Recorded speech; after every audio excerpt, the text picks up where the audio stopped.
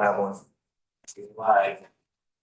All right, good morning, everyone. We are looking at just shy of 10:25 on Friday, January 16th. Welcome to Government Operations and Military Affairs. We have counsel with us today to wrap up the presentation on our public records overview from earlier in the week. Hello, counsel. It's been a whopping 45 minutes since we've seen each other. Good morning, Tucker Anderson Legislative Council. You have a lot on your agenda this morning, and I want to make sure that I use your time wisely and efficiently. So is it still the plan to start with the Public Records Act overview portion that we missed last time? Yes, I'd like to close the loop on that before moving on to the bill introductions. Right. Nick, when you have an opportunity, will you invite me to the Zoom so that I can share at some point? But for now, we'll close our discussion on 1 VSA 317. We talked about the definitions. We talked about exemptions broadly. We talked about some specific exemptions, and we talked about the duties of legislative counsel contained within that section. Wonderful. There's an invitation. And the one thing that I wanted to flag for you, we talked about some of the particular ways that the exemptions are applied. It could be redaction of specific information. It could be the withholding of an entire record. And then you can get into these difficult situations in the analysis where you may have to withhold an entire record because one small piece of information is confidential, but simply by responding to the request, you reveal that one tiny piece of confidential information.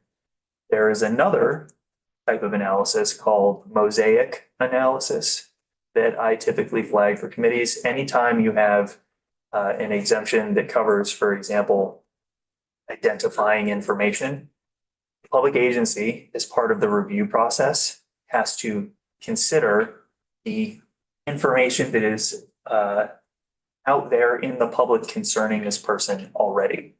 Why? Because the discrete release of certain information about a private individual could reveal a whole bunch of other information in the mosaic, giving people in the public a full and complete picture of that individual's private life or intimate details about that individual's private life. So there is this duty whenever there is a mandate on a public agency to protect the identity of a particular person or a particular class of peoples, you do this sort of mosaic analysis, and it is very time consuming. And if you want more information about mosaic analyses, I have written a memo on the subject. It came up in the context of confidentiality of certain criminal records related to juveniles. The last section that we're going to talk about in the Public Records Act is section 318. And I can share now, put the text up on the screen. How wonderful. Section 318 contains the specific procedures for both responding to Public Records Act requests and also the appellate procedures at the initial level, which is administrative remedies within the Public Records Act.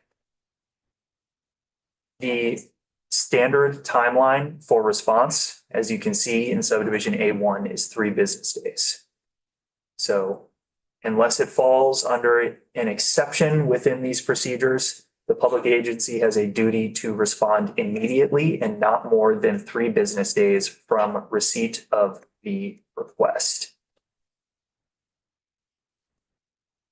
Subdivision 2, this came up in your discussion when you did your initial introduction to some issues related to the Public Records Act that have come up. A custodian or the head of the agency who fails to comply with an applicable time limit is deemed to have denied the request. And I know you've received a specific request to change this within the procedures. One of the things that I wanted to flag is that this is the only way procedurally that a requester can enforce at an individual level the time limits and deadlines within the Public Records Act, right? If the agency doesn't respond under a statutory timeline, what is the consequence? The consequence is that there's an immediate appeal right, that the requester can send first an appeal to the head of the agency for an administrative remedy, and eventually, if you go far enough down the line, Superior Court to have the court review.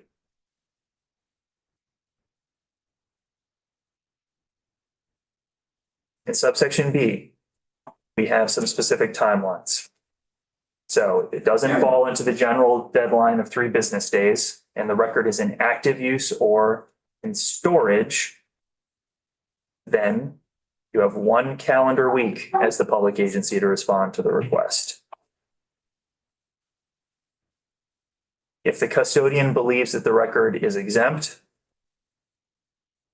they have to issue a certification.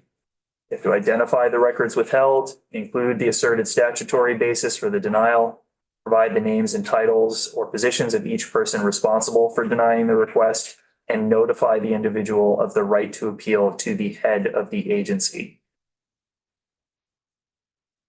This certification, provided that it is specific enough, provides the information that is necessary for an eventual appeal based on the denial. There have been a series of Supreme Court, Superior Court decisions around bond indexes, bond indices, which is something that exists under the Freedom of Information Act, but is not expressly called for within the 4 corners of the Public Records Act. But assuming that the certification is written in the correct way, Vaughn index would not be necessary in order to analyze the bases for withholding. And a Vaughn index, if it is required, is typically required only within judicial review, indicates what the substance of the record is related to the withholding. Public agencies typically will not release a Vaughn index with a denial because in itself that could reveal confidential information or exempt information concerning the records. Vermont's way of handling this is that if you get to the point of a judicial determination, the judge has the authority to review confidential records in camera, which means in their chambers by themselves, the information is not revealed to the public or to the requester. The judge has the opportunity to review all of the information, even that which has been deemed confidential by the public agency. All right, if a record doesn't exist, the custodian shall promptly, that means within 3 business days, certify that the record does not exist. And now we get to, keep telling you the Public Records Act is spicy. This is a spicy subdivision, subdivision B5. In unusual circumstances, you might hear about quite a few unusual circumstances this morning. The time limits in this section may be extended by written notice to the person making the request, setting forth the reasons for the extension and the date on which a determination is expected to be dispatched. And in any event, it shall be not more than 10 business days from receipt of the request. That is the maximum timeline under the Public Records Act. So I alluded last time we got together to a possibility that the public agency could attempt to negotiate around extended release of records, rolling release of records over time, possibly arranging payment for a third party to assist with these large and voluminous requests. All of that is triggered by circumstances where a requester has asked for so much information in a single request that it can't be done in 10 business days, which is the maximum timeline. Now, an issue, interpretational issue with the Public Records Act is that there's no teeth in that negotiation for the public agency. Public agency has no room to deny a request if it cannot be completed within 10 business days. Similarly, there's no opportunity to compel the requester to narrow their request. So if the public agency says you have to narrow under a subsection that we're about to get to, because we can't complete this within 10 business days feasibly, the requester can remain silent or say, no, I'm not narrowing, and then you're at an impasse because the public agency has no way of enforcing the deadline from their side. Oh, sorry. Rep. Waters Evans. So in that case, like, let's say I asked for 10,000 emails and it was impossible to produce all of that within that time period, then would the consequence be that everything just had to be released because, like, because the agency didn't make the timeline, or? No. No. Ultimately, the consequence is opportunity for appeal. And the way that this can be solved is that if there is an appeal, the public agency has the opportunity to demonstrate that they put forth a reasonable effort to complete the request. And one of the things that a public agency would bring to the Superior Court is evidence that they have committed time within the 10 business day period and that it's just not possible to review that many records within that time period. So to avoid that sort of administrative churn of getting to the point where the court says public agency is correct, you can't do this. They put forward a reasonable effort. They haven't violated the ERA. Public agencies must try to shortcut that by negotiating in good faith to extend the timelines, come up with an alternative process for reviewing and releasing records. Now, there are particular bases for unusual circumstances, and this is typically what is referred to as the definition of unusual circumstances here. It's either the need to search for and collect the requested records from field facilities, the need to search for, collect, and appropriately examine a voluminous amount of separate and distinct records that are demanded in a single request. This is the most common. We refer to it as the voluminous request standard, or the need for consultation with other public agencies or the Attorney General, provided that there is a significant interest in the determination of the request. This is maybe the second most frequent basis for using the extended timeline. The need for multiple public agencies to have an interest in the same record, to have time to both independently review the record and come to some sort of consensus about how it may be released. Subsection C contains appeal rights. Anytime there is a denial of access, the first level of appeal is to the head of the public agency. And I know that you heard some testimony about confusion about who the head of the public agency is. Under general terms, this is always going to be the highest officer of the public agency we're talking about, highest elected or appointed officer of the public agency. If you're talking about a division, it is the division head. You're talking about a department, it's the commissioner. I know some of the confusion comes up at the local level because the legislative body is typically in control of these things. It would be the chair of whatever the body is.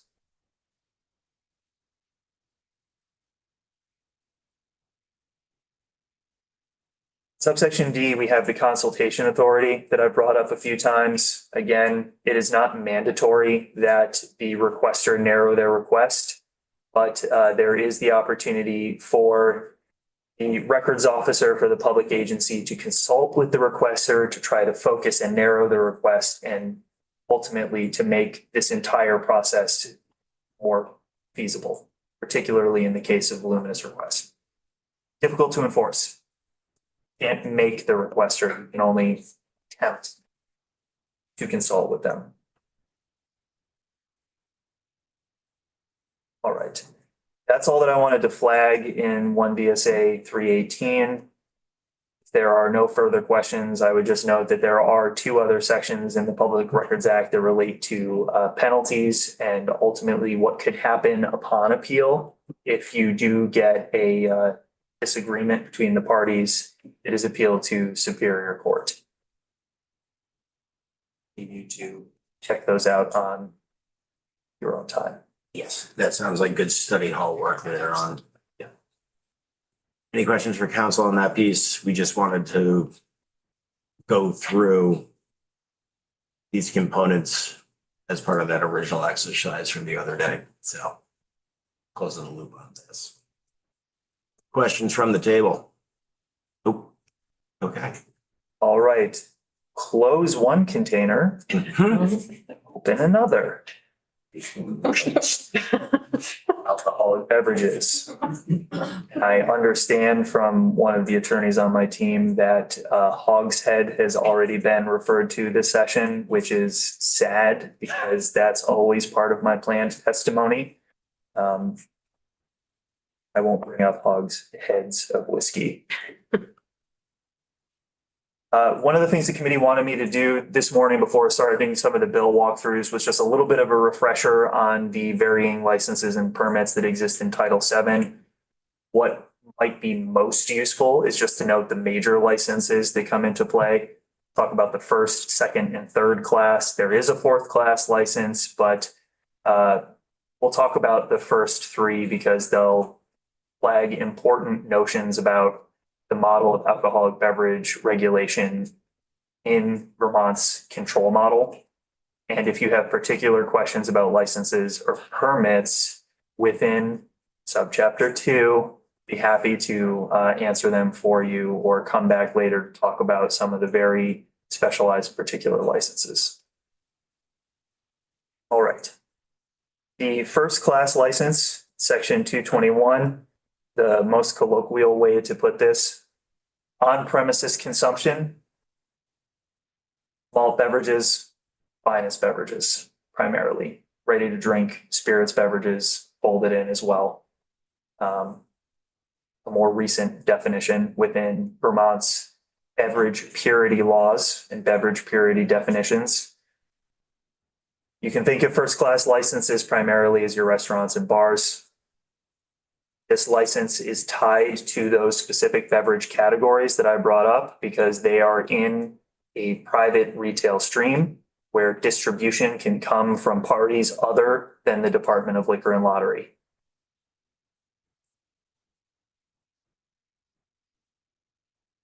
Okay, why did I bring that up? We're going to skip second class for now. Well, that's because there is a third class license, effectively the same establishments. Bars and restaurants, sometimes manufacturers who have on-premises service of beverages, but third-class licenses sell spirits and fortified wines, which can only be secured through the Department of Liquor and Lottery.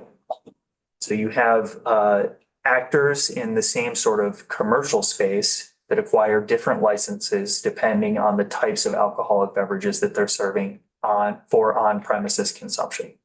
And that's tied directly to the distribution scheme that the state of Vermont has put into statute. So the control model is placed on spirits and fortified wines in this distribution stream. Representative Ango. Thank you. Can you remind the committee what constitutes a fortified wine, please? It is a vinous beverage that has spirits added to it, is the simplest way to frame what that is, but we can actually very easily pull up the definition in section 2. And no particular alcohol content required to be called a fortified wine. We will get there right now, Representative Pango. Fortified wines are vinous beverages, including those to which spirits have been added during manufacture, containing at least 16% alcohol, but not more than 23% alcohol by volume at 60 degrees Fahrenheit, and all vermouths containing not more than 23% alcohol by volume at 60 degrees Fahrenheit. All vermouths, and then any wine, including any vinous beverage, including those to which spirits have been added that are between 16 and 23%. For this committee and Senate Economic Development, 2 or 3 years ago, I prepared a chart that showed where the beverage categories break down and what the fortified wines are within the spectrum of ABV. So I'd be happy to dig that back up and send it to the committee so that you can see, because there are certain types of what would commonly be referred to as fortified wines that fall outside of beverage categories. And when you fall outside of some of the other beverage categories, you're considered a spirit by default. Thank you. We recall that being a conversation several bienniums ago. probably just Representative Hango and I recall that conversation, but. I believe that was the testimony from Vermont Vermouth. Correct. Yes.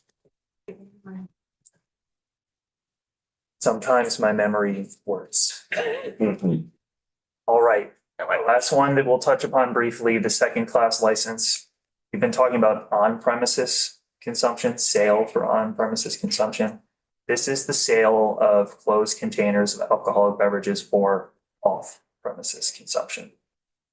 And you'll think of these as alcoholic beverage retail outlets, but also gas stations, supermarkets. Sometimes you have permits that are required for on-premises consumption at an off-premises consumption second class retail location that can be acquired through permits. The permitting structure can get fairly complicated, again, because the entire theory of licensing in Vermont's alcoholic beverage statutes is around this dynamic separating both the distribution of alcohol from manufacturing, retail, but also making it contingent on beverage alcohol categories and where the alcoholic beverage is being consumed. When you have all of those factors in play, you can find yourself with licensing and permitting statutes that get fairly granular in the type of permit that is issued. I'm scrolling through now. Morgan, Tucker, can you refresh us? Maybe it's just me, it's not remembering go to the corner store and they got the little fireball bottles or where that dovetails into this.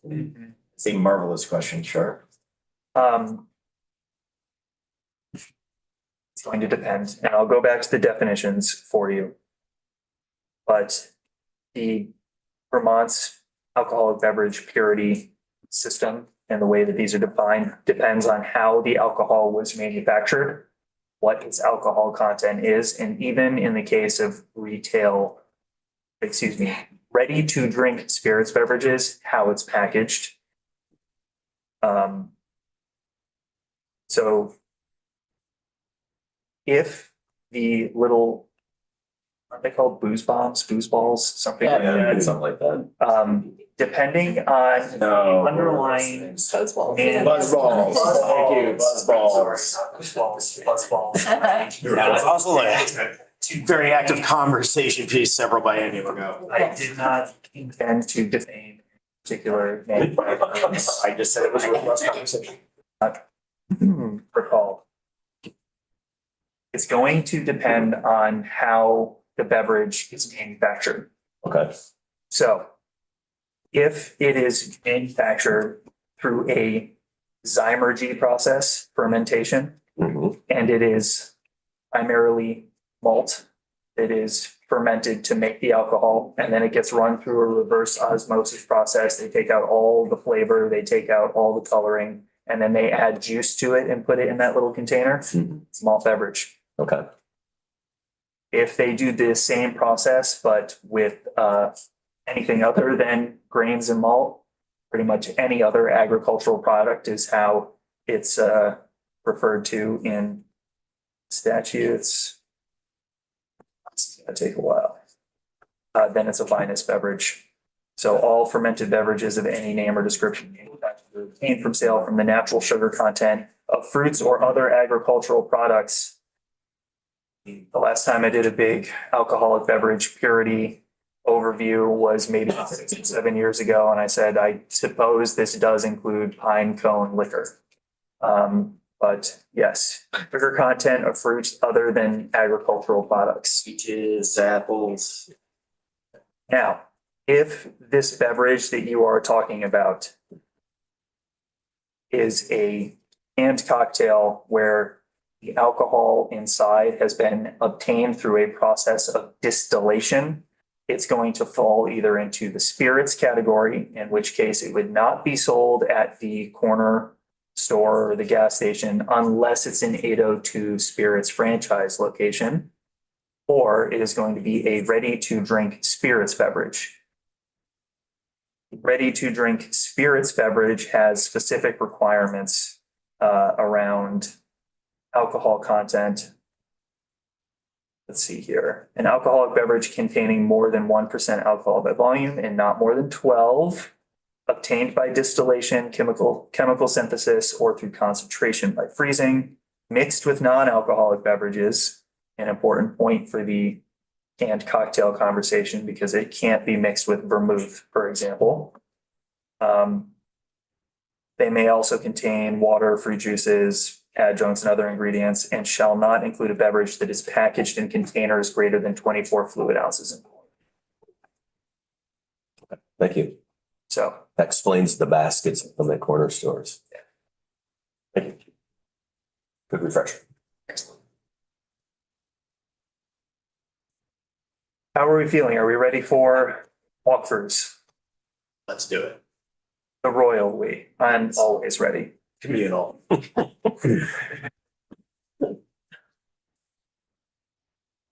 We'll start with H 647.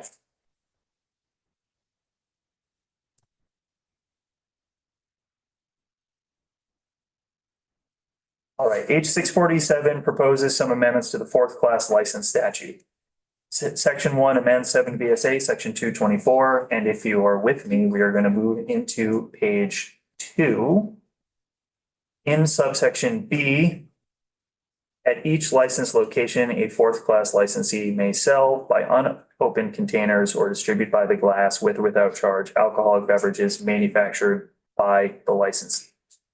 Your fourth class license locations are on premises service locations. And this license or permit is acquired by manufacturers. So this could be a tasting room at the manufacturing facility. It could also extend to some off-site, off-premises locations where tasting is served. Subdivision 1, there are service limitations applied to some of these tasting locations. A licensee may, for consumption at the premises or location, distribute the following amounts. First proposed amendment is in subdivision A. At a farmer's market location, not more than, and this is all the existing limitations, 2 ounces of malt, vinous, or ready-to-drink spirits beverages with a total of 8 ounces served. And 1/4 ounce of spirits or fortified wine with a total of 1 ounce. New language in the newly proposed subdivision B. At a tasting room and retail shop, not more than an aggregate total of 16 ounces of malt beverages or hard cider, an aggregate total of 12 ounces of vinous beverages or ready-to-drink spirits beverages, and 1/4 ounce of spirits or fortified wine with a total of 2 ounces. All right, so some increase in the limits. In the past, this has been referred to as full pour rather than limited tasting service. The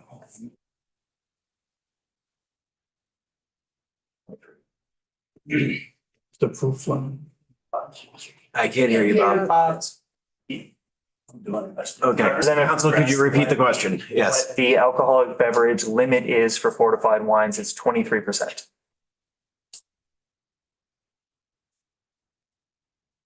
Sorry, Bob, your representative, I didn't know you were. Got you in the throat. Got you, brother. In section 2, 7 VSA, section 271 is amended. This is the manufacturer rectifier's license statute. And in subsection D, subdivision 2, under current law, licensed manufacturers of malt beverages may operate up to 2 licensed establishments pursuant to this subsection. And that is where the licensee is permitted to sell alcoholic beverages to the public at an establishment located at the manufacturer or rectifier's licensed facility, provided that the manufacturer or rectifier owns or has direct control over that establishment. The amendment in subdivision 2 would extend this permission to minus beverage manufacturers. Right now, this is exclusively allowed for malt beverage manufacturers. I'm sorry, could you repeat the section that was? Yes, it is in section 271, 7 BSA 271.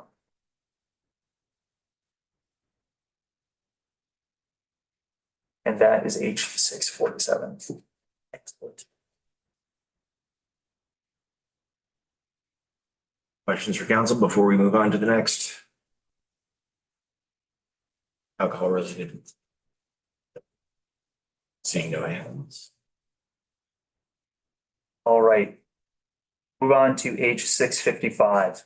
H 655 contains some miscellaneous amendments within Title VII related to the Board of Liquor and Lottery and alcoholic beverages generally. Jumping into page 2, section 1 amends 7 BSA section 101 related to the duties of the Board of Liquor and Lottery and the composition of the department.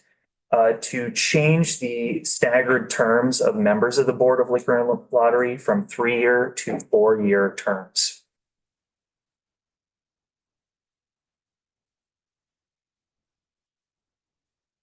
Okay, section 2 amends 7 BSA section 230. The infamous 7 BSA section 230. This has already been subject to an act this biennium. If you recall, this was the section that was going to be sunset on July 1st, 2026, and that sunset has been eliminated. So this is now codified in this section, not subject to sunset. Here in section 2, there is a proposed repeal of subsection C. To reorient all of you to what this section does, it allows first, second, third class licensees to sell for curbside pickup or delivery alcoholic beverages. So this was, if you remember, something that first came to existence during the COVID response. It allowed bars and restaurants to serve alcoholic beverages to go. They would deliver, for example, a mixed margarita along with your taco order. And for grocery stores and other second-class retail locations, you could order online, and as part of your order, pick up at curbside closed containers of alcoholic beverages. At the time, the General Assembly, it's a matter of policy decision within that bill, limited the hours that this sort of sale could take place. Now, there are already limits in statute for each of these licensees around when during the day alcoholic beverages can be sold. The proposal here is to limit or eliminate the limitation specifically for this type of sale, which will make it default back to the hours of sale that are applicable to the license holder generally. Wrapping up. And still with the purchase of food. That's still all part of the statute. Yes, this just eliminates the very specific limited hours of sale for this type of sale. Rep. Hoover and Burlington. So there will be a disparity between one license holder and able to.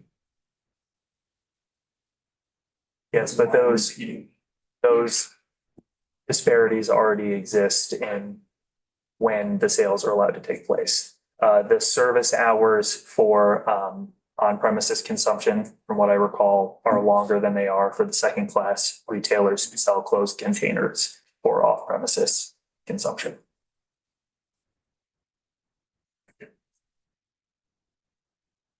All right, in 7 BSA section 252. Within many of the licenses and permits, there's language that makes the issuance of the license by the Department of Liquor and Lottery, Division of Liquor Control, dependent on approval from the local control commissioners. And in the definition for special events permits in 7 BSA section 2, there is a requirement that this sort of permit be approved by the local control commissioners, but it was not included in the actual statute governing this permit. So the amendment in subdivision A1 inserts that requirement for approval of the local control commissioners. It is now consistent with the definition section and with other permits in Title 7. We're on page 3 in section 4. This amends 7 VSA section 275. This is the statute that governs solicitors' licenses. And the language in section 275 requires that payment of the license fee be by certified check. So this strikes that language and just requires payment of the fee generally, instead of binding it to certified checks. All right. Finally, in section 5, this might be confusing. I've discussed it as being in the present, but simultaneously keeping 1 foot in the past and 1 foot in the future. As you may recall, Space and time, aren't we? we already are stretching space and time. Fabric of reality means nothing to me. I am the wizard. Such a wormhole. All right. The mechanism that is being employed in section 5 is the exact same as the General Assembly revisited with respect to 7 VSA section 230. It is repealing a sunset. Now, you cannot repeal a repeal, for sure, but you can reach back in time for a repeal that is not yet effective, go back to that bill and remove the prospective repeal. So you're going to see bracketed words saying deleted. That is because you are, in the legal confines of section 5, going back in time to the version of this committee that existed back in the day and changing the bill that has not yet become effective. Okay. What depends. If we are sufficiently clear. Okay. Section 5 goes back to 2024 Acts and Resolves number 156, sections 3 and 4, related to the sunset of special venue serving permits. You may recall that act expanded access to these permits to retail establishments broadly. There were specifically enumerated types of cultural and retail establishments that could acquire this permit, and this act extended it to all retail establishments. So what happens in section 5 is that sunset in its entirety is struck in that act that is passed, but these sections have not become effective yet, and deletes the sunset all the way through, including deleting the effective date. That is all. It makes those changes indefinite. Not permanent, because you can always repeal it in the future, but indefinite. Questions for council?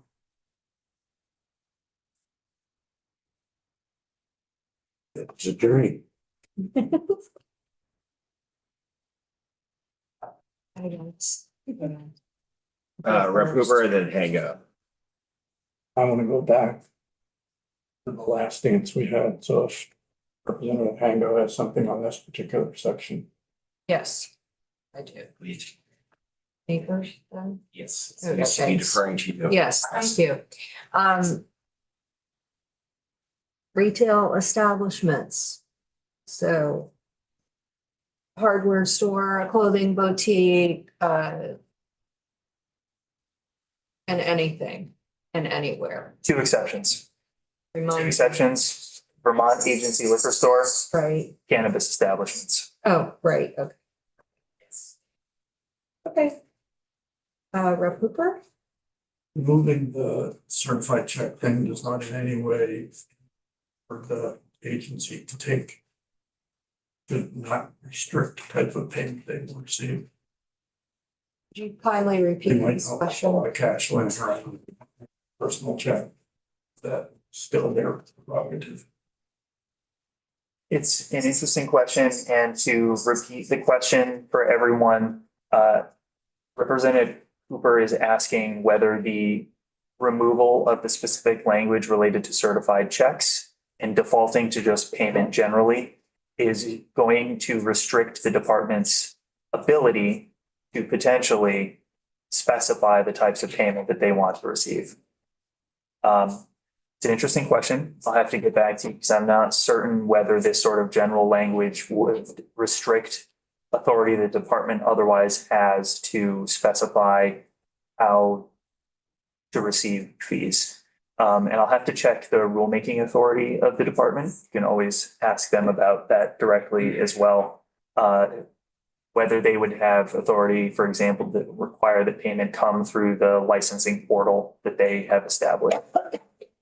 What, imagine that originally a certified check was not cash, but the equivalent of cash. Cash equivalents.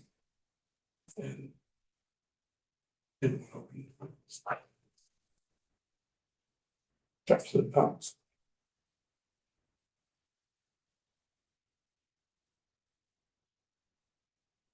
All right. All right, The digestive. 672, fairly straightforward. So one operative section, 7 VSA, section 271 is amended to add a new subsection G. Subsection G proposes to allow a licensed manufacturer of malt beverages to distribute an annual total of not more than 5,000 barrels of the manufacturer's malt beverages directly to the holders of first or second class licenses. So putting that into plain terms, it allows malt beverage manufacturers to sell a limited volume, distribute on their own limited volume annually of their beverages directly to first class and restaurants, second class license holders, second class being retail alcoholic beverage.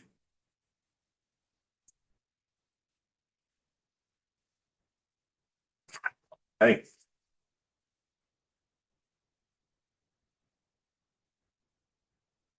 Questions? Could you just repeat that again? Allows manufacturing facilities to do what? Malt beverage manufacturers, we're talking about Yeah. only the malt beverage manufacturers to sell an annually limited volume, which is 5,000 barrels. We can talk about how many aggregate gallons that is at some point in the future, but 5,000 barrels of their product directly to first and second class license holders. It's direct distribution of malt beverages. Representative Ango's got a hand and then we'll go, I'm sorry, was that a continuation on your Yes. question?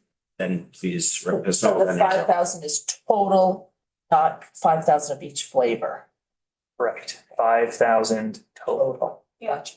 annual cap. Annually, yep. Remind us, please, what they can sell now, if anything. I don't think they can, right? We should probably pin some of that to talk about distribution and franchises,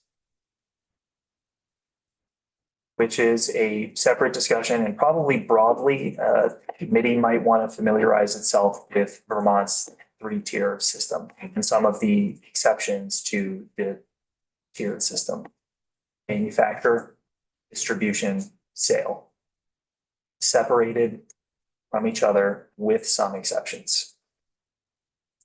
And I was planning on doing a refresher and a primer on that subject matter a little bit more extensively before we continue to work on this stuff. Oh, we've got all kinds of stuff.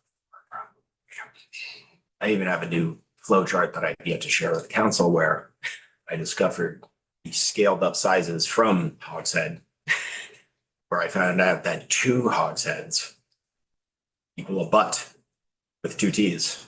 This is where the term buttload comes from. Thank you, English units of measurement. Thank you so much for that. If that term has been used extensively. So, I just took that home for us. So I have a chart. It's math. all right. Good with that. Most of our committee. It's really the subject matter that does it. Yeah. The next project. Reset. And in fact, complete reset of topic. We're moving into cannabis bills based on the agenda that I have. Yes. We are joined here with Representative Wazazak, so I'd like to allow him to speak to the two bills on an as to why, and then we'll move back to you, sir. May I leave my volumes here? You may.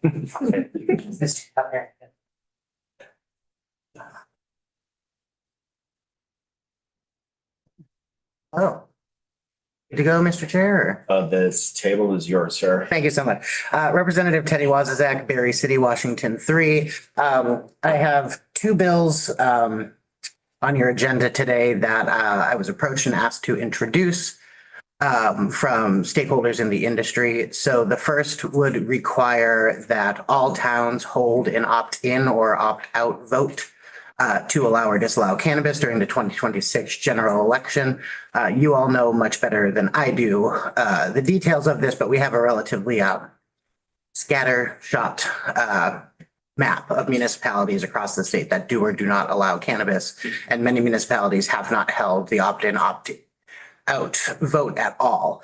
And this has led to a proliferation of cannabis retailers in certain municipalities, and which I've heard has made business planning difficult for those who may want to start operating a business. The economy is struggling at the moment, and when you are deciding whether or not to open a business, thinking about going through a town-wide vote to even figure out if you can operate a business in a municipality is a very daunting thing. So this would simply ask all the towns to go on the record, yes or no, allow or disallow cannabis. And the 2026 general election was thrown out as a good date because that's when we get the most voters who turn out is during November general elections.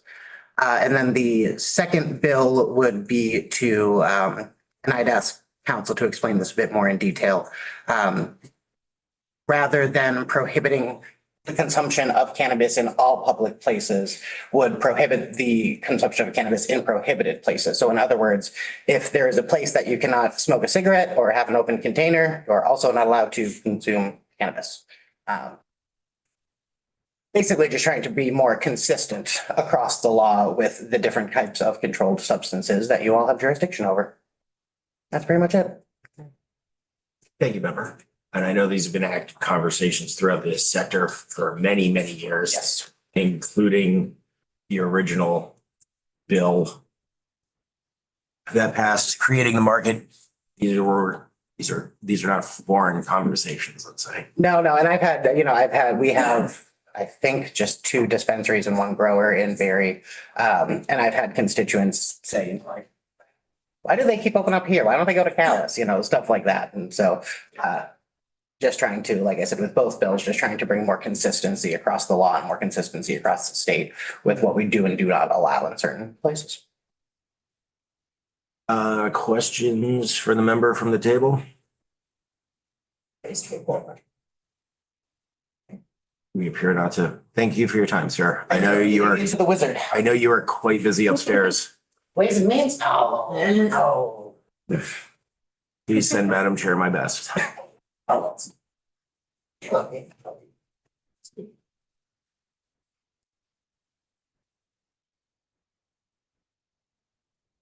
right, good morning again, Tucker Anderson, Legislative Counsel.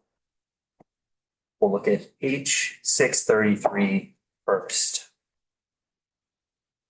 H633 relates to municipal votes to permit the operation of cannabis establishments. The background that you just received, great background. A few things that I would flag about how local control in this area currently operates, particularly with votes to allow cannabis establishments. The model that Vermont currently uses is what's known as an opt-in model. Municipalities have to vote to affirmatively allow cannabis establishments to operate within the jurisdiction of their municipality. However, there was not built into the cannabis statutes a compulsory vote date. And one of the things that I will share with you about alcoholic beverage statutes is that many, many years after the end of Prohibition and proliferation of Vermont's control model, there was a compulsory vote for alcoholic beverages at the local level, held by the March 1969 annual meeting of the municipalities in Vermont. And at that time, municipalities were given ballot language specifically articulating whether alcoholic beverages could be sold in the town and breaking it down by beverage alcohol category.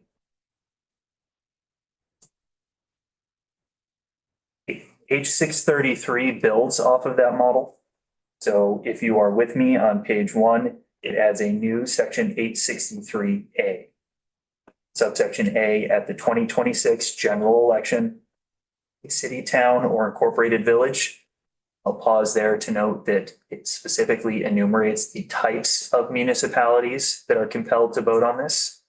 They could broadly be referred to as the container municipalities for the most part. That as of July 1st, 2026, has not voted on the question of whether to affirmatively permit the operation of cannabis establishments shall vote on the article contained in the section. We're on page 2 now. They shall vote on the article by Australian ballot.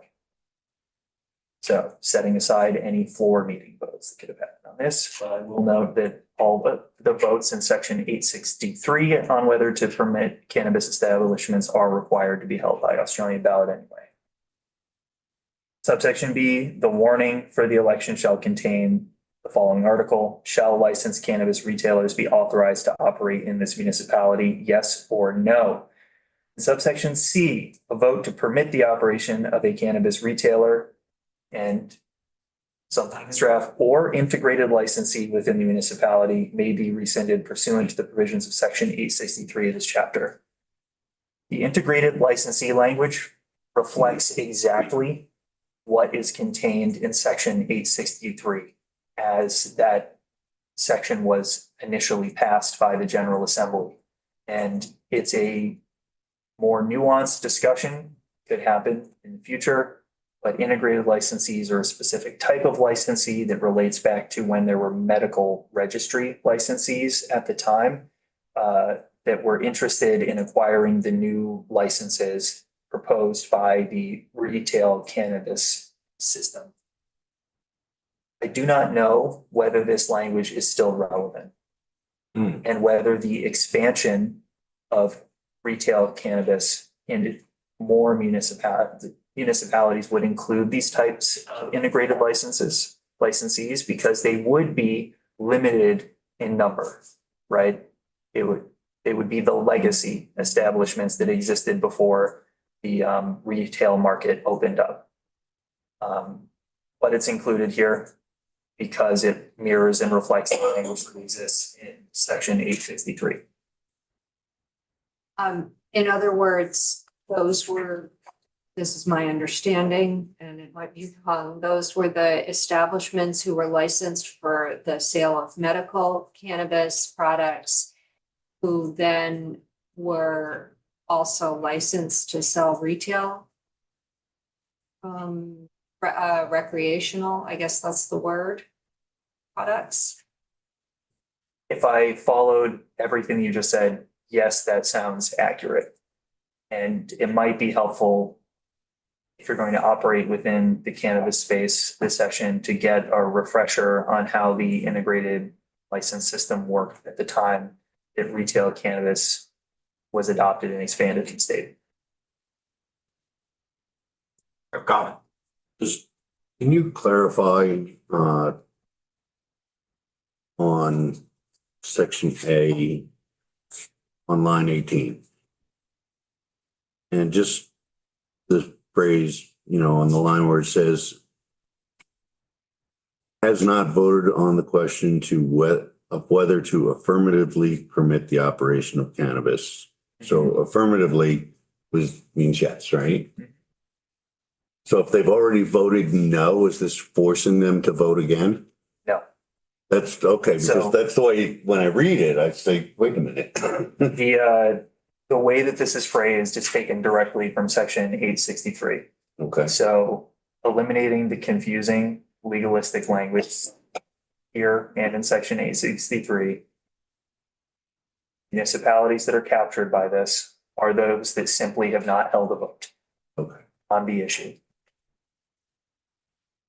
I know they were the questions of that. Wait a minute, we said no, that's a negative. Now we have to vote again? So I just wanted clarification on that. Right.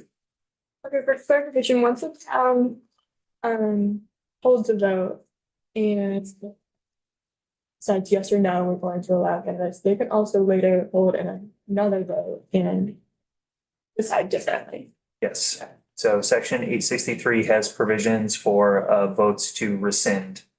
And it's preserved in this section 863A. This bill also contains language referring back to section 863, saying you can hold a vote to rescind under those procedures. So, I got Hango, then Pisnell. so if a town has already voted and voted it down, as Rep. Coffin was asking about, but wishes to take up a vote again, would that be the same language as this at the same time? Could they take advantage of this new statute if it were enacted? And have a revote, so to speak? They certainly could, but they would not be compelled to. Right. So the mandate here is only for those municipalities that have not yet held their vote. They could use the ballot language, the warning language here, but they do not have to. They're not compelled to. And getting back to your question about the use of the term affirmatively, in my research, best of my knowledge, that phrase was used because there was no specific warning or ballot language that was included in the statute. And it was a way to frame how the municipalities would be advancing the question to their voters. The voters were voting on the question whether to affirmatively allow the operation of these establishments. But the specifics of the ballot language were left up community by community. And if you do some research on this, you'll see that there is some default language that has been advanced by different groups in this area that could be adopted by municipalities, some kind of model ballot language. I think because the statute allowed for opt-in votes, right? So that is affirmative, that you want the establishment to be located in your town. And so, My question is, with this new language, will this trigger charter changes or is this separate? I mean, if any town that has a charter, will they then have to come back to us to have this added to their charter?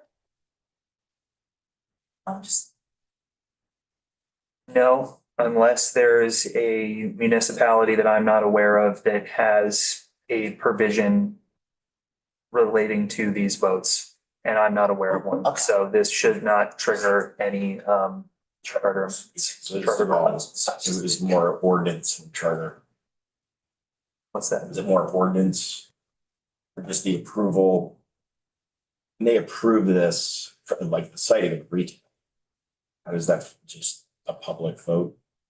And then it is exists in part of the town plan. Either at a special or annual meeting, a municipality that is holding their opt-in vote would vote on it. If the voters approve or deny, those records would be kept by town clerk, town archives, That's the extent of the requirement. No charter amendments necessary and no ordinance adoption necessary. And another conversation for future iterations is the local control statutes generally within the cannabis statutes, which have specific limitations on what municipalities are allowed to do in this space.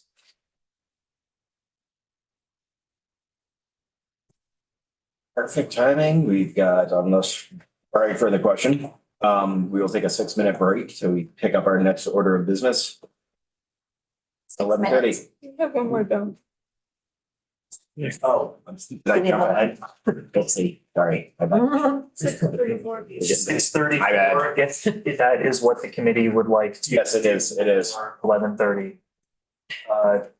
It's a stretching time. I got ahead of ourselves. Went into hyperdrive.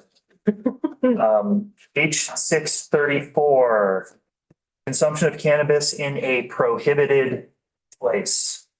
You heard great overview of what H634 does.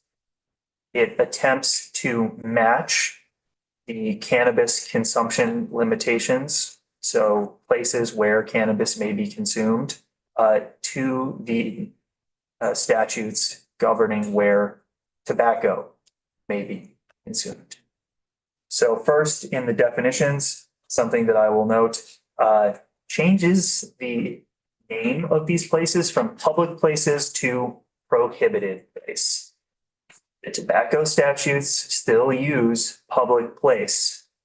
We'll admit that this was a bit of a statutory revision attempt here, because these are not necessarily public places, and the use of public could be a little misleading. So instead use prohibited places where the consumption of cannabis is prohibited.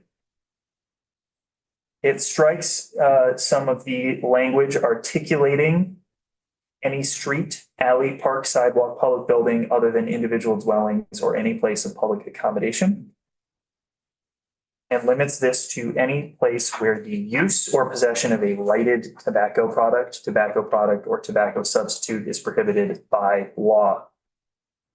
In section 2, 7 VSA, section 833 is amended related to consumption of cannabis in a prohibited place, states that no person shall possess lighted cannabis or cannabis products or consume cannabis by inhalation of vapor in a prohibited place unless specifically authorized by law. An important thing to note here is that under current law, this section prohibits a person from consuming cannabis in these places. The amendments here add clauses that are specific to lighted cannabis and the inhalation of vapor.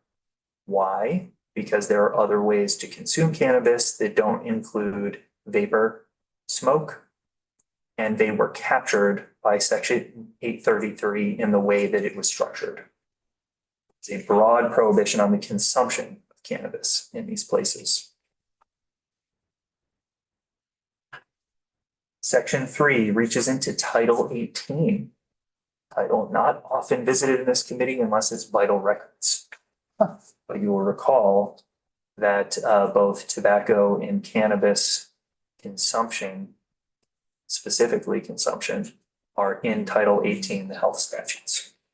Amends 18 VSA section 4230A related to cannabis possession. And in subdivision A, 2A, the top of page 3, a person shall not possess lighted cannabis or cannabis products or consume cannabis by inhalation of vapor in a prohibited place. So conforming amendments there to clarify that this isn't just the consumption of cannabis, it is consumption of cannabis by specific form. Eliminated language here in section B, cannabis that is possessed or consumed in violation of state law is contraband pursuant to subsection 4242D of this title and subject to seizure and forfeiture. That language is eliminated. I'm going to move to page 4, section 4, the enumerated powers of municipalities. So these are the regulatory police powers in an enumerated list in Title 24. You're very familiar with section 2291 by now. Subdivision 17. Municipalities are granted authority to adopt ordinances regulating, prohibiting the possession of, under current law, open or unsealed containers of alcoholic beverages, and here's the new stuff, or lighted cannabis or cannabis products in public places. Subdivision 18, municipal corporations are granted ordinance authority to regulate or prohibit the consumption of cannabis or cannabis products in public places. So, first parts of the bill, squaring the limits of consumption in prohibited places to the consumption of tobacco products. And the latter half giving municipal corporations level authority to limit the consumption of cannabis alongside alcoholic beverages, which are currently under their ordinance purview. And that's all.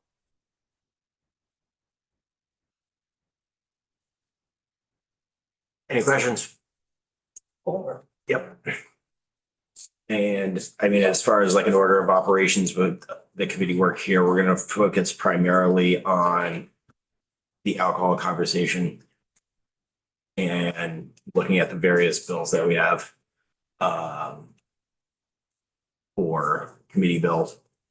And then the cannabis conversation will follow up later after we finish our work on that one. So that's how we're planning on prioritizing those two pieces.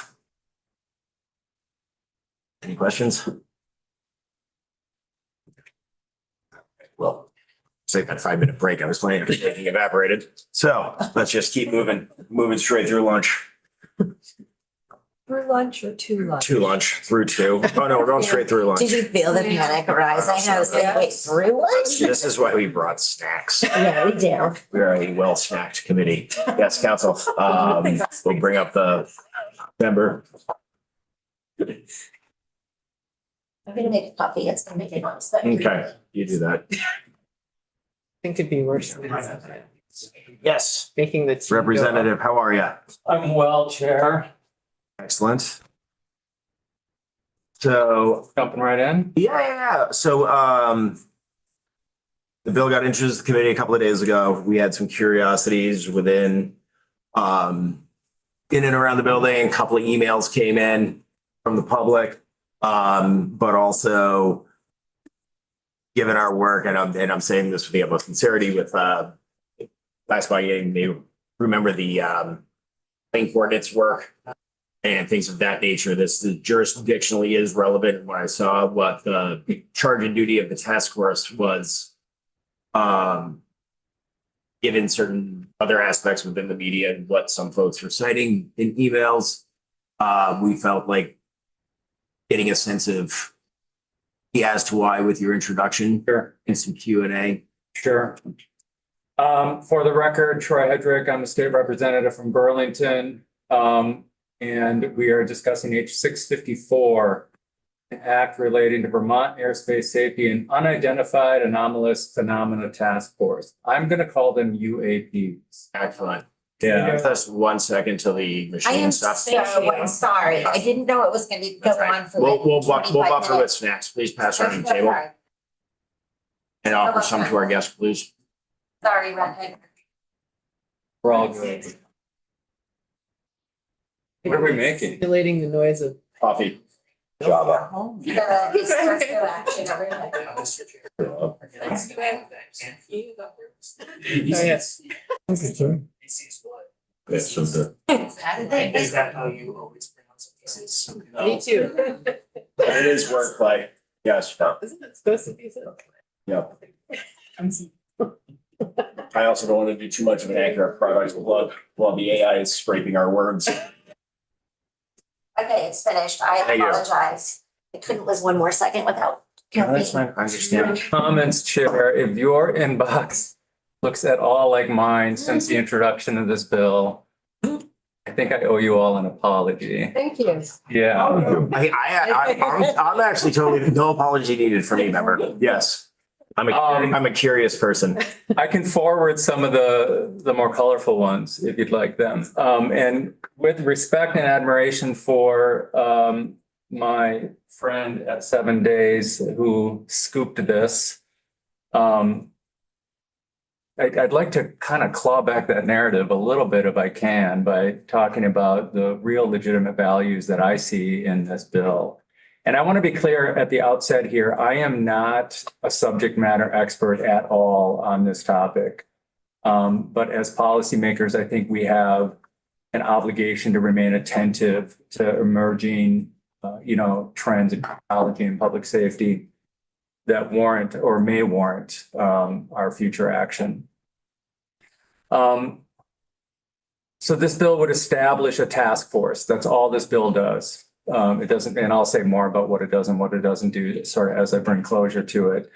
Again, on the Vermont Airspace Safety and I have to look at it still, Unidentified Anomalous Phenomena Task Force, UAP Task Force. So this would be a body charged with evaluating reports of unidentified aerial or underwater, so not just aerial objects, assessing airspace safety risks, coordinating with federal academic partners, delivering findings. That's essentially what the task force does.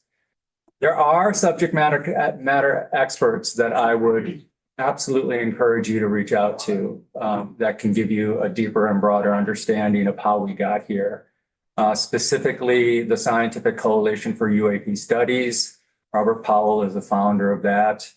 Ryan Graves, former Navy pilot, who has given congressional testimony on this topic, is a phenomenal witness. And I think he has made himself available to you already. If nothing else, I would encourage you to get that testimony because it's a fascinating story. And again, it's getting national and federal attention. So why this matters, I'm going to zoom way in to kind of one example of why I think this task force might be necessary in the coming years. And then I'll broaden it to some of the more subject matter that I'm not necessarily an expert or as familiar with. So as I watch how I'm going to call them what they're called, and then I'm going to call them drones, but uncrewed aerial systems. The proliferation of drone use. This is where I see the need for data and why this task force can be helped. And it's not at all hard for me to imagine 5 years from now, 10 years from now, more and more and more drone use. We'll have our groceries delivered by drones. We'll have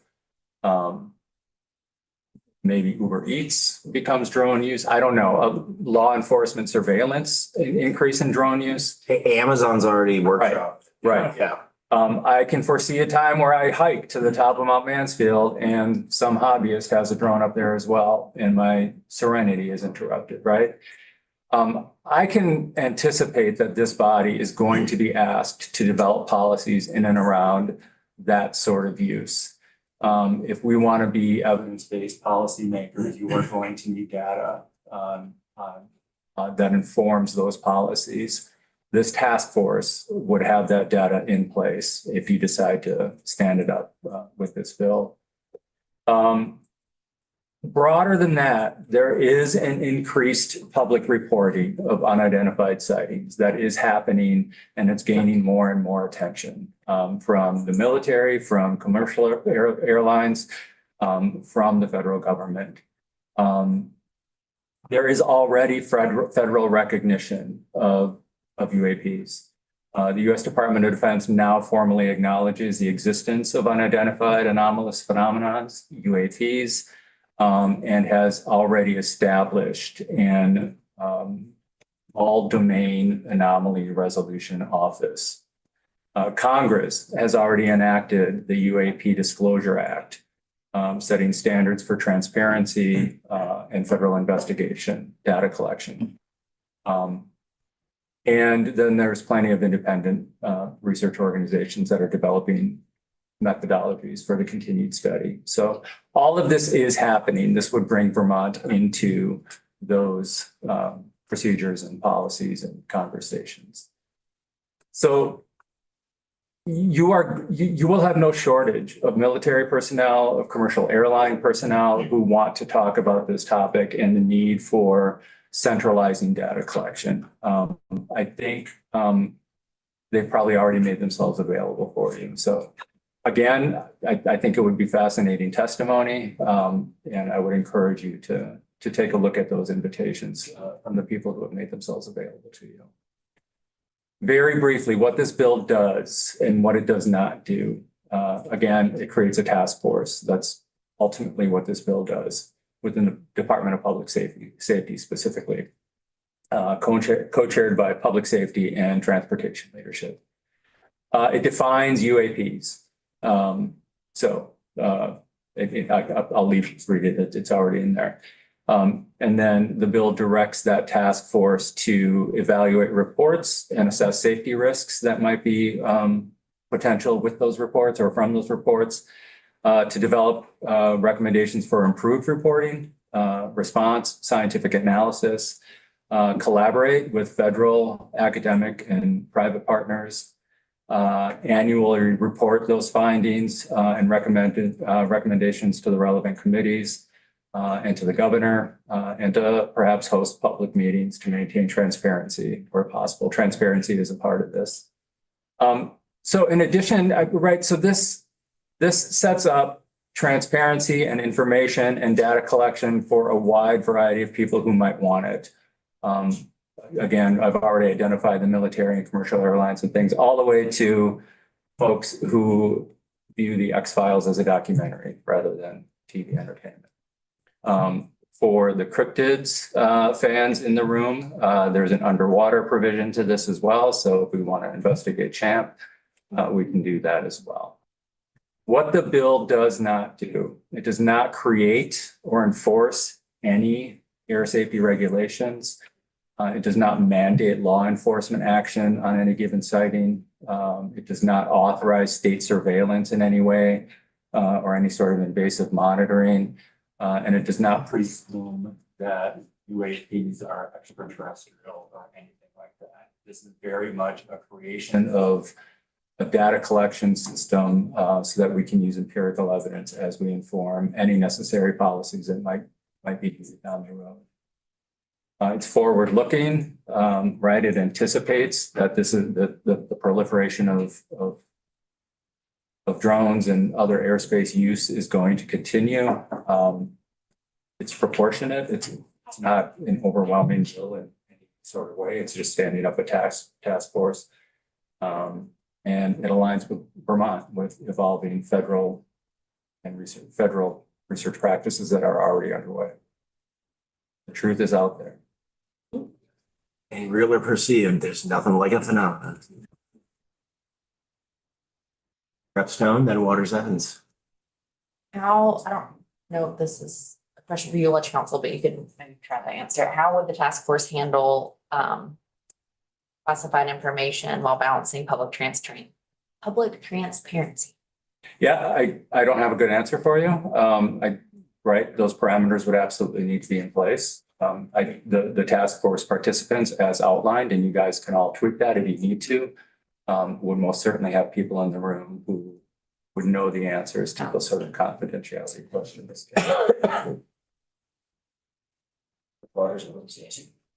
So the bill language references recent public reports. Do you have any idea how many I don't. there have been, or what the nature of them has been, or is anyone keeping track of them? And I don't think anybody's keeping track of them now, right? That's precisely why this is necessary, a central place for that sort of reporting to go to. I mean, I go to Reddit and I read these stories about people scratching their heads together. Hey, did anybody see this? Was that a meteor? Was that a drone? Right? So it's all over the place right now where these reports show up. This would centralize that reporting. okay, do you have any idea like who they call? Is it like their local police department? Is Right it the now? National Guard? Yeah, like is there a selection? I think you could ask that question to just about any law enforcement agency, military agency, and you're going to probably hear that they've received calls. Okay, Again, you can go to Reddit today and probably find somebody reporting something they saw that they can't understand. Yeah, so there's not a system, right? There's nothing right now. Not as far as I know, anyway. Representative Hooper Burlington. Right, isn't this something that the feds have already taken exclusive jurisdiction over? I don't think it's exclusive, no, and I think you're gonna find that federal, especially from the military, are anxious to have, a unified sort of state response to this as well. I don't know if it's exclusive. It is, I've thought it was nothing that I'm something aware with of. the Space Force. Oh, the Space Force, I don't know. Yeah, I'm not, I don't know how this would attach to Space Force.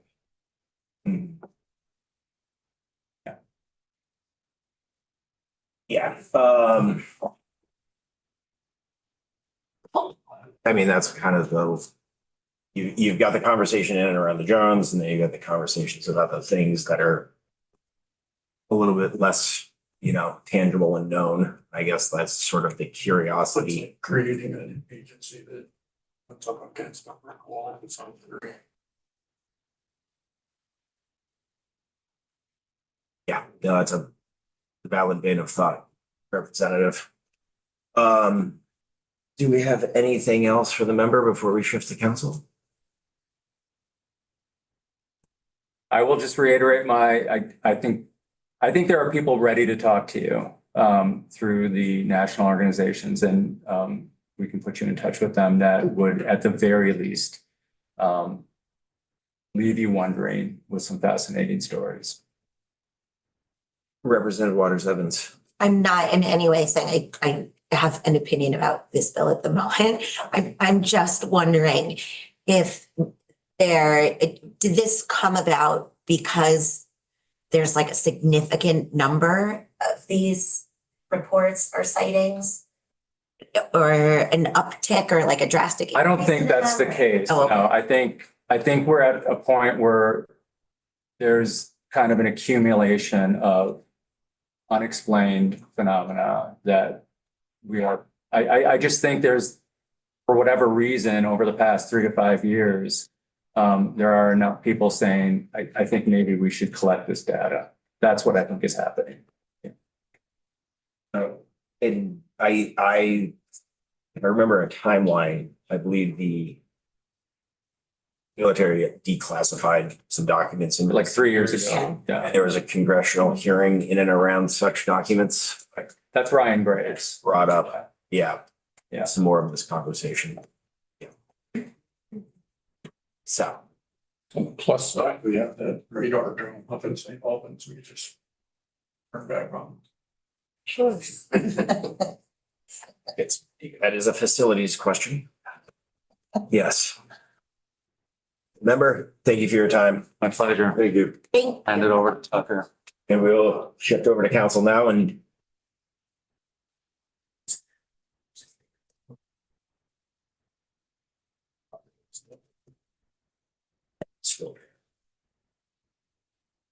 All right, good morning again, Tucker Anderson, Legislative Counsel. You have in front of you H64, an act relating to Vermont Airspace Safety and Unidentified Anomalous Phenomena Task Force.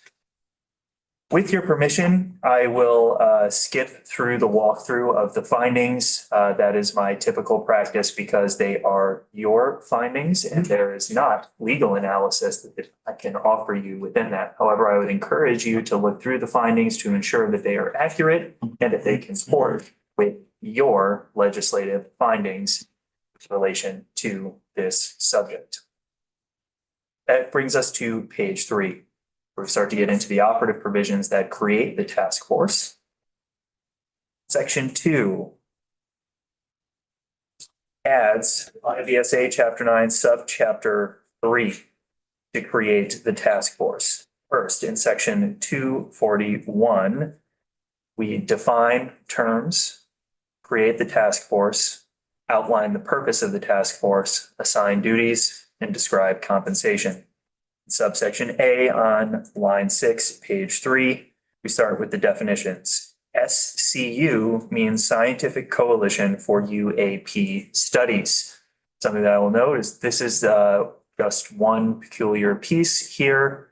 Typically, we do not provide abbreviations or acronyms within the Vermont statutes annotated, but there was a strong insistence that this is the appropriate term for this particular organization.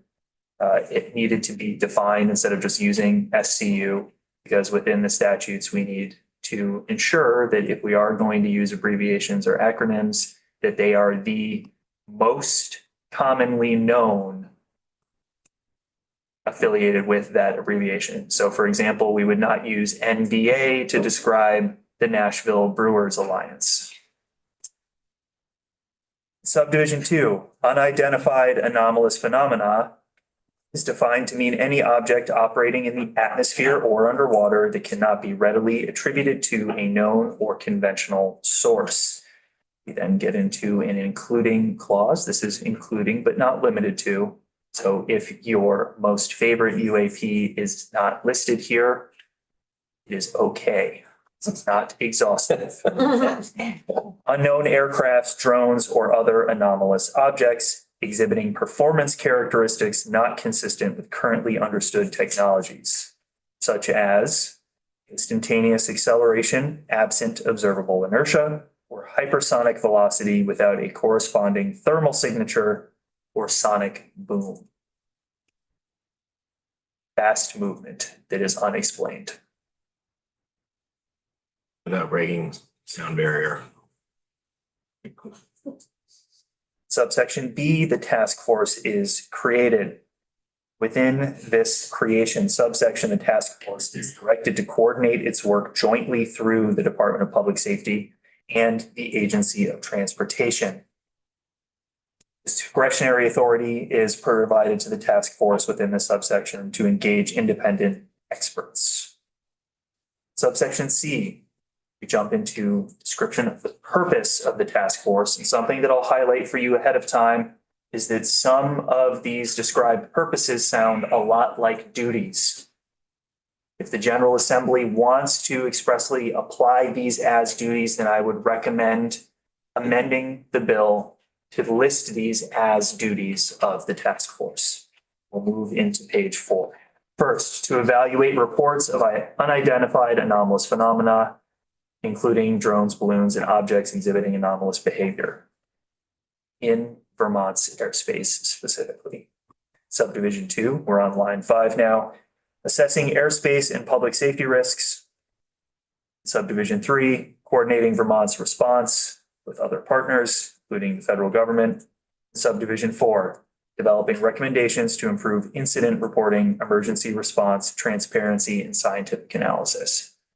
Those last few are what I'm highlighting as potentially being mandatory duties of this task force that should probably be listed later within the duties of the task force.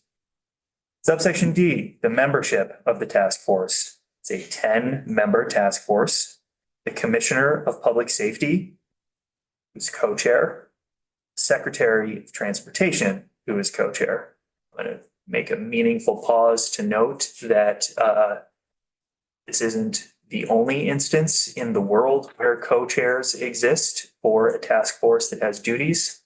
But I'll note that it is not common, and that if there are going to be two people who have control over the work of a particular public body, such as the ability to call meetings of that public body, then their specific powers should probably be outlined and enumerated. And if not, then the General Assembly would likely want to add something here directing the task force itself to adopt procedures describing the duties of the co-chairs.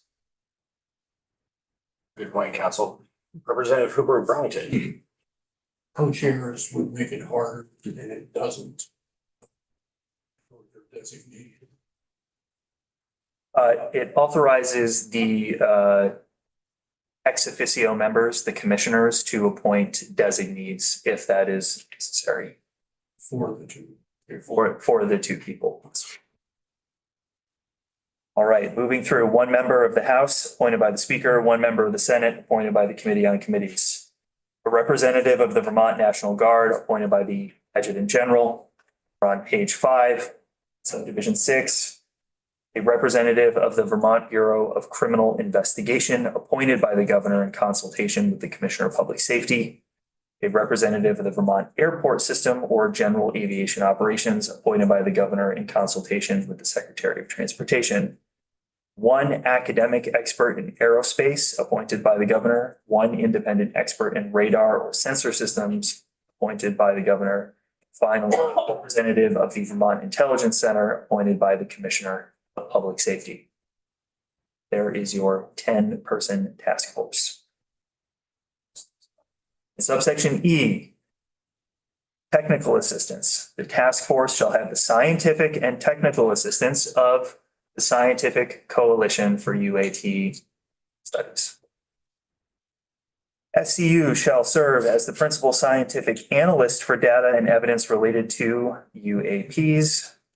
SCU may receive incident reports and related information from state agencies, apply scientific methodologies to analyze that data, and furnish the task force with detailed analytical reports and findings.